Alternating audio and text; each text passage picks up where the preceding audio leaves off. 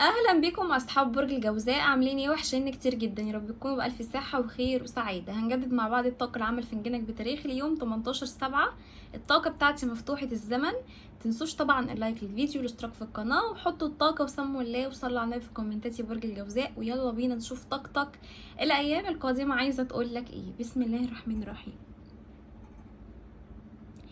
يعني بسم الله ما شاء الله يا برج الجوزاء، انا شايفه الطاقه بتاعتك فيها تغيير، في تجديد طاقه عندك يا برج الجوزاء.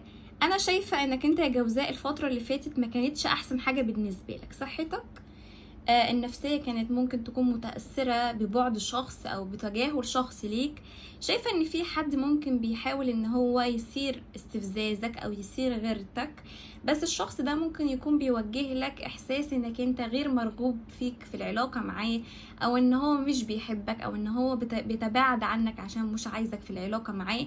شايفة ان ده احساس وصل لك، انت حاسس ان الشخص ده ممكن كان كذاب معاك في الماضي، او لما قالك ان هو بيحبك او ان هو عمره ما يتخلى عنك وعمره ما هيسيبك، كان مجرد عن كلام ومجرد عن يعني احساس مؤقت وليس اكتر وليس اقل.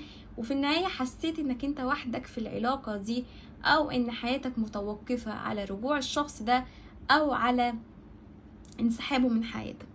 انا شايفه ان الشخص ده برج الجوزاء بيفكر فيك وبيفكر في حل معاك، بس ده شخص اناني، شخص فيه شوية نرجسية، بيفكر في نفسه، بيفكر في مصالحه الذاتية، عنده استعداد ان هو يجي على اي حاجة مقابل مصلحته. يعني لو في حاجة هتقف على حساب مصلحته هو ممكن يتخلى عن اي حاجة. يعني انتوا فاهمين طبعا قصدي. بس الشخص ده حبكم جدا يا برج الجوزاء، هو حبكم وحاسه قد ايه ان انتوا ضحيتوا من اجله في العلاقه دي، من ناحيه الصبر في العلاقه، من ناحيه انك انت كنت طول الوقت بتحاول انك انت تطور مع العلاقه. انت كنت عايز الاستقرار، كنت عايز الحب، كنت عايز ان تعيش حياه سعيده زي ما اي حد في علاقه عاطفيه سعيد ومبسوط. ولكن الشخص ده انت حسيت ناحيته احساس الاستغلال العاطفي، الاستغلال المادي للبعض منكم. انت حسيت انك انت ما تحبتش في العلاقه دي، انت كنت في العلاقه دي مجرد عن شخص بيجيلك وقت ما يعوز وينسحب ويبتعد من العلاقة وقت ما يعوز. يعني بيجي لرغبة معينة في دماغه، أول ما يحس ان عارفين انتوا الطاقة دي بتحسسني بايه؟ الطاقة اللي ما بينكم دي طاقة حد بيكون تعبان نفسيا بيروح للشخص اللي يسعده. هو انت كده بالنسبه له يا برج الجوزاء، انت بتسعده، بتخرجه عن الطاقه الوحشه، بتمد فيه الحيويه والحب والروحانيات الجميله بتاعتك يا برج الجوزاء. واول ما يستمد منك الطاقه دي اول واحد يتخلى عنك. عارف انت يعني انت بتردله الخير هو بيردهولك شر. عشان كده بقولك ده شخص توكسيك شويه، بس بيحبك، هو بيحبك جدا وبيفكر فيك جدا، بس شخص خلينا نقول عقلاني، بيفكر في الماديات، بيفكر في الطموح بشكل عام، بيفكر ان هو يدور على نجاحاته. انا شايفه ان مفيش حد في حياته في الوقت الحالي، ولو ده شخص متجوز يا برج الجوزاء فهو عقل وقلبه معاك انت. يعني هو عايش مع الطرف الثالث صورة قدام الناس، لكن بينه وما بين نفسه هو حاسس ان الحب والتفكير والمشاعر جواها معاك انت. فكرة بيحبك جدا وعايز معاك بداية في العلاقة دي، عايز معاك رجوع، عايز معاك يفتح صفحة جديدة، عايز يحط معاك النقط على الحروف، عايز يوضح لك أسباب الزعل ما بينكم. هو خايف انك انت يا برج الجوزاء تكون فاكر ان العلاقة ما بينكم ما فيهاش حب، هو عايز يثبت لك العكس. لو ده شخص يمكن يكون وعدك بوعود وما نفذهاش معاك، فانا شايفه ان هو ندمان جدا على القرار ده، او زعلك بالكلام او جرحك بالكلام، او كان طول الوقت بيحاول ان يحملك فوق طاقتك يمكن احمال واعباء انت مش قادر عليها. فهو شخص ندمان جدا وعنده طاقة اشتياق وعنده طاقة حيرة ان هو ازاي يرجعك ويستردك مرة تانية لحياته. فكرة بيحبك جدا، ما بينكم تواصل روحي، ما بينكم يمكن احلام متكررة انت بتحلم بيه طول الوقت، انت ما بتفرقش يمكن تفكيره. هو كمان شايف انك انت يا برج الجوزاء بتحبه، بس هو حاسس انك انت يعني ما بتوضحش، او انت كمان ممكن تكون في حد في حياتك، ممكن تكون انت كمان بتسمع للناس اللي حواليك. هو شايفك انك انت يا برج الجوزاء بتسمع للمحيطين بيك، او بتسمح ان في حد يتدخل في العلاقة دي، لا من اصدقائك لا من عيلتك. هو شايف ان تغيرك معاه او تجاهلك ليه في الوقت الحالي وتعمدك انك انت تبين له انك انت مش فارق معاك ان هو يرجع او ما يرجعش، ده بسبب حد في حياتك بيحاول ان هو يقسيك عليه او يقويك عليه.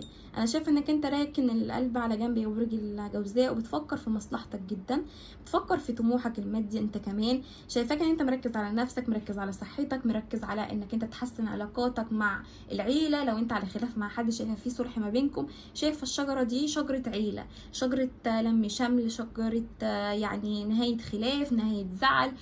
شايفه ان انت الفتره دي يا برج الجوزاء بسم الله ما شاء الله يفتح لك طاقه. الطاقه دي طاقه انطلاقه قويه، طاقه شهره، طاقه نجاح، طاقه اموال جايلك في الطريق. شايفه ان انت الفتره دي يا برج الجوزاء هتحصد ثمار تعبك خلال الفتره اللي فاتت. وشايفه ان انت عندك رد كارما، دي رد كارما. لو في حد جرحك او اذاك او كسر قلبك يا برج الجوزاء، انا على فكره انت قلبك مكسور، انت قلبك مكسور وبتصرخ من جواك من الوجع ومن الناس اللي انت تعرضت معاهم للخذلان ومن كسرة القلب اللي انت فيها. انت مبقاش عندك ثقة في حد يا برج الجوزاء، مبقاش عندك الامان تديه لحد. يمكن من كتر ما انت كنت ماشي على نياتك وكنت شخص معطاء وشخص متسامح، على قد ما انت حسيت انك انت بتستغل، ان الطيبة بتاعتك دي طيبة فيها استغلال للناس المحيطة بيك، بيستغلوك. فانت ممكن تكون بتغير من طبعك او بتعمل يمكن بتعمل لنفسك حدود او اللي حواليك حدود، ان هما يعني ما يتعدوش الحدود بتاعتهم معاك. طاقتكم عاليه بسم الله ما شاء الله، طاقه واضحه جدا معايا في الفنجان. شايفه عندكم دعوه مستجابه يا برج الجوزاء، في حاجه في الطريق جايه لك، خبر حلو تسمعه. شايفه انك انت لو منتظر يمكن اوراق، منتظر يمكن رد، منتظر ان تحصل على وظيفه او شيء، شايفه ان ده هيحصل عندك يا برج الجوزاء. شايفه ان في شخص هيساعدك ماديا، هيساعدك ويقدم لك الدعم النفسي. انا شايفه يا برج الجوزاء ان طاقتكم الفتره دي طاقه حلوه، طاقه فيها انكم انتوا عايزين يعني تغيروا من نفسكم، تغيروا من طباعكم، عندكم حب جديد هيخش حياتكم يا برج الجوزاء. شايفه انك انت يا برج الجوزاء يمكن تكون ندمان على حاجات حلوه عملتها مع ناس كتير. مش معنى انك انت ندمان، لا، الفكره انك انت قدرت وما تقدرتش، ضحيت وضحوا بيك. يعني كل حاجة انت عملتها مع اللي قدامك هو ضافها لك او ردها لك غدر، فانت حاسس نفسك انك انت يعني لازم تغير من نفسك، لازم ما تكونش كويس زي ما انت فيك الصفات الحلوة دي، او انت في عالم او في زمن ما يسمحش فيه خالص الواحد يتعامل بالطيبة دي. على فكرة يا برج الجوزاء في حد الفترة دي هيرد لك فلوس، عندك حد من العيله هيجي يزورك يا برج الجوزاء. شايفه عندكم لم شمل، شايفه ان انت بتدعي ربنا كتير، تشكر ربنا، يمكن تشكر ربنا عن بعد عنك ناس وحشه، او انك انت اكتشفت حقيقه ناس كانوا غدارين، كانوا كدابين، مخادعين في حياتك. شايفه ان انت عندك كمان تحقيق هدف وحلم يا برج الجوزاء.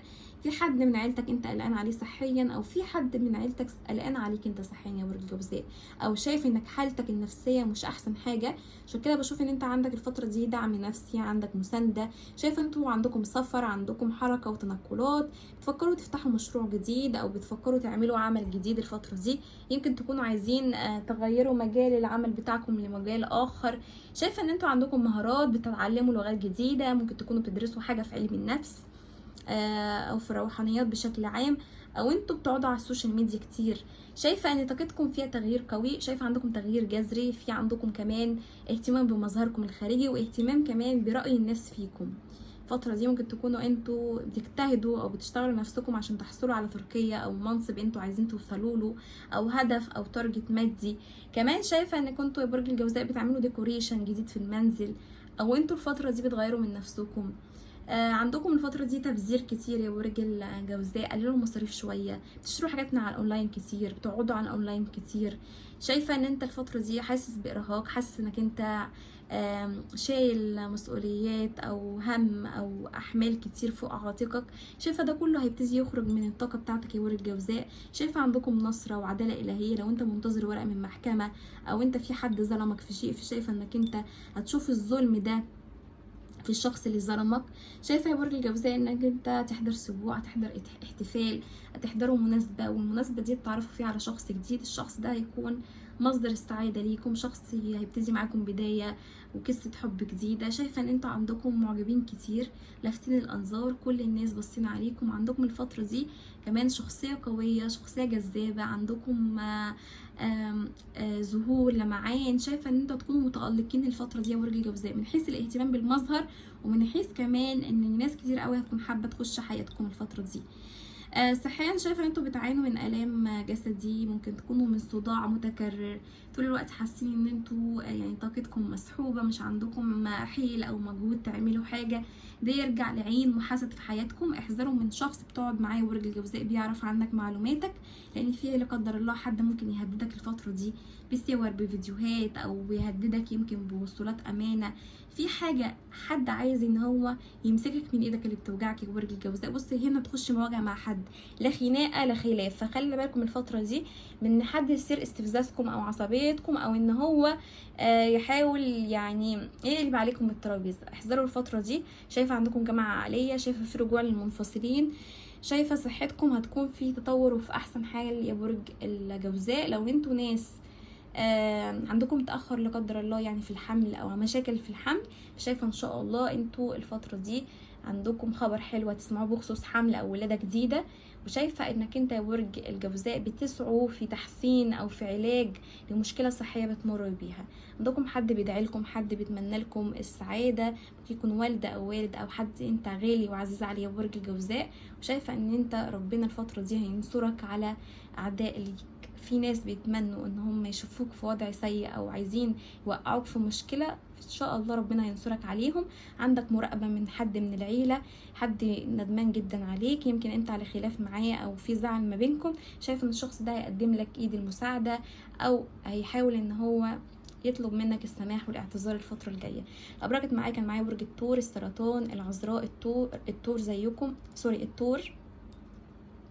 معايا برج كمان القوس والحمل والدلو. كده تكون خلصت قراءتنا. اشوفكم الفيديو القادم على خير ان شاء الله. متنسوش اللايك للفيديو والاشتراك في القناه.